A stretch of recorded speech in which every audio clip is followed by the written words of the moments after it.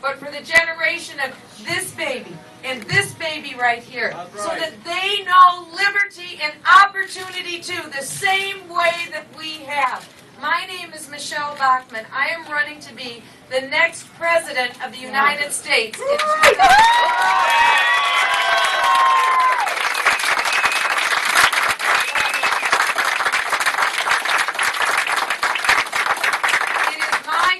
And my plan to make Barack Obama a one-term president. And I believe without a shadow of a doubt that Floridians have already made up their mind. Their intention is to make Barack Obama a one-term president, and they want a president in the White House that they can trust. Someone that will do what they say they're going to do and who says what they mean.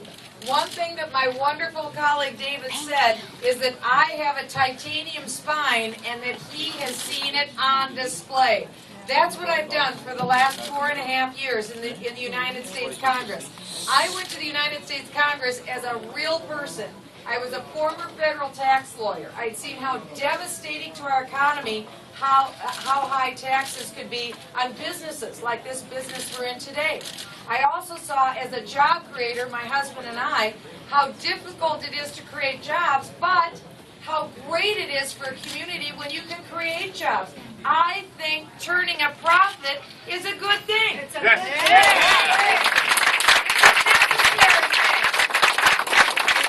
If you don't have a profit, it's very difficult to have a government. And so let's stand up for what we know, what works. That's what we need to do in this country. One thing that you will know about me, you will never see czars in the White House. You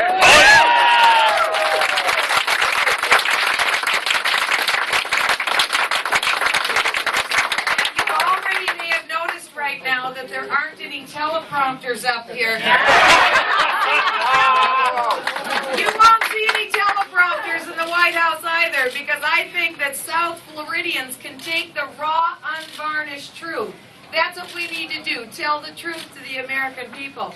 The other thing you will never see me do is step one toe out of the United States and apologize for this country.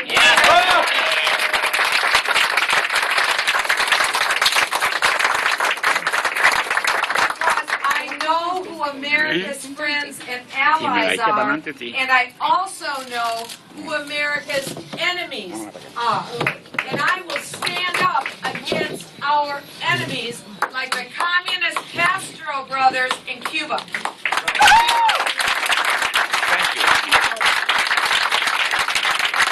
Cuban people themselves are beautiful, sweet people. We see that because of the Cubans that were forced to leave Cuba and come to the South Florida region.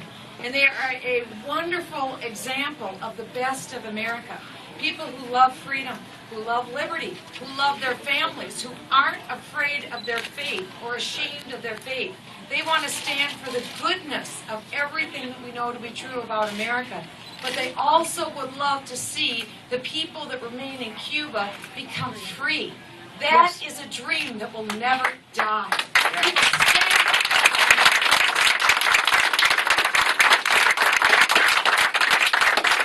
And that's why that and for justice. And that's why I came today to the Bay of Pigs Museum as my very first stop here in Miami.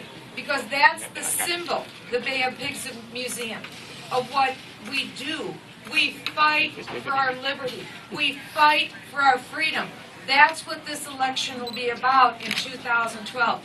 Will we again be able to have economic liberty and freedom in the United States? We need to have that freedom.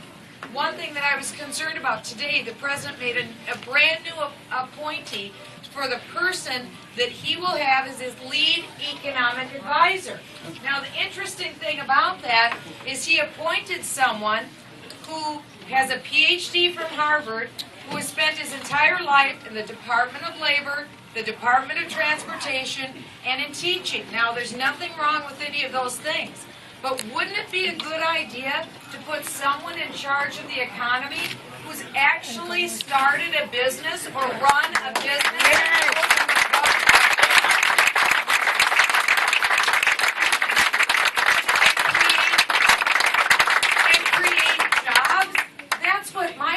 I have done. We have created jobs. I think it's very important that we do that. It was just a few weeks ago when former President Bill Clinton had an interview with our current Treasury Secretary, Tim Geithner. And he asked Tim Geithner, he said, what are you going to do when you leave your job as Treasury Secretary? And his answer was, well, I don't know. I've never held a real job before. Now, this is the person who's in charge of economic turnaround. Maybe that has something to do with it. And unfortunately, President Obama still hasn't learned his lesson. He thinks what we need are more people who've been in government their whole life. Those are the people who should turn the economy around. I would much prefer to see someone who owns a business like this in charge of that position, because they at least realize what many of us know. This morning I was in Naples at a coffee shop called the Calistoga. I talked to the business owners. I asked them, what are your challenges? They told me the cost of absolutely everything is going up. The cost of food is going up. The cost of transportation is going up. Have you seen it? Has the cost of food gone up for you? Yes, yes. How about the cost of gasoline? Yes. Oh, yeah. That's gone up too. You see, all of those issues are impacting not only people in South Florida, they're impacting people all across the United States of America. What has been President Obama's response to all of this? He says, let's raise people's taxes, especially on the people who are creating the jobs in this country. Does that work? No. From the beginning of the recession, we've seen 7 million jobs lost. I want to see 7 million jobs created. And one of the best things that we can do, this we could do almost immediately overnight, there's American companies that have worked outside of the United States. They have over $1 trillion worth of money and assets just sitting there. They'd love to bring that $1 trillion here into America and use it to create many, many high-paying jobs. But they can't, because the United States has about the highest tax rate in the world for people who want to create jobs. That's nonsense. That's all you have to know about why we're losing jobs to countries like China right now. I don't think that's a good idea. I don't want China to get our jobs. I want South Florida to be getting those jobs.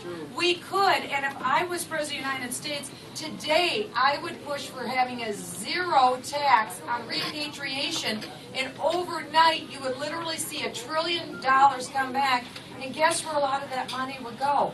Florida. Why? You are an excellent place to create jobs. Why? You have a zero state income tax. You've just seen a reduction because of the work of your state legislators. They just reduced the tax rate on job creators. They wisely understood who creates jobs. Economics 101. Government doesn't create jobs. Private businesses do. And the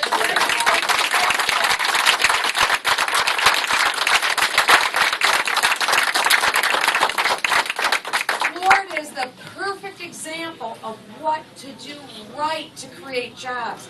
But the federal government has made it very difficult to create those jobs. The Florida housing market has been one of the toughest hit housing markets in the country.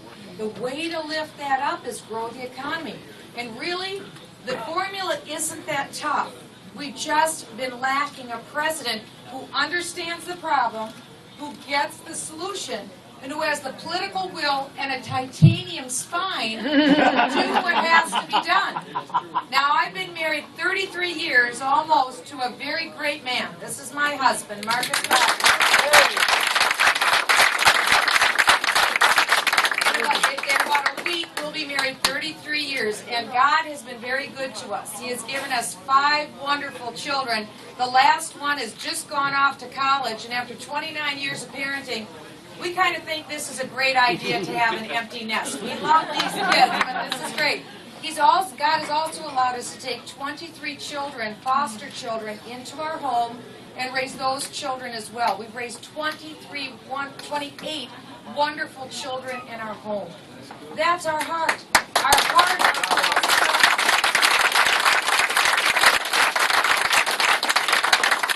Just like you, I love people. I care about people.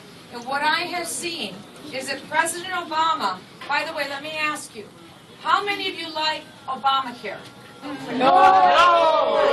I think I know why. President Obama stole over $500 billion out of Medicare to put into Obamacare. Yep. What's that going to do for senior citizens? To steal over $500 billion out of Medicare. I was in the White House a couple of months ago, and David was there. And we asked the president, we said, Mr. President, what is your plan to save Medicare? Because we know that in 9 years, the Medicare Hospital Trust Fund is flat broke. Flat broke. So we said, Mr. President, what's your plan? Mr. President, mumble, mumble, mumble. With all due respect, we asked him a second time, and he mumbled, mumbled, and he didn't give us that. And the third time we asked him, and then you know what he said? What's your plan to save Medicare? He said, Obamacare. Now think of this. For senior citizens, I asked senior citizens across the country, how many of you want Obamacare rather than Medicare? There's not too many hands that go up. I believe that what the president is saying is that he has no intention of saving Medicare. He knows it is going to collapse. And you have my word. As the nominee of the Republican Party and as the next President of the United States, I will not rest until we repeal Obamacare.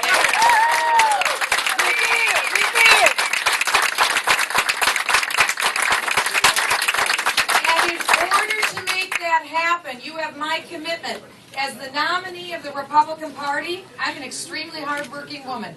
Ask my husband.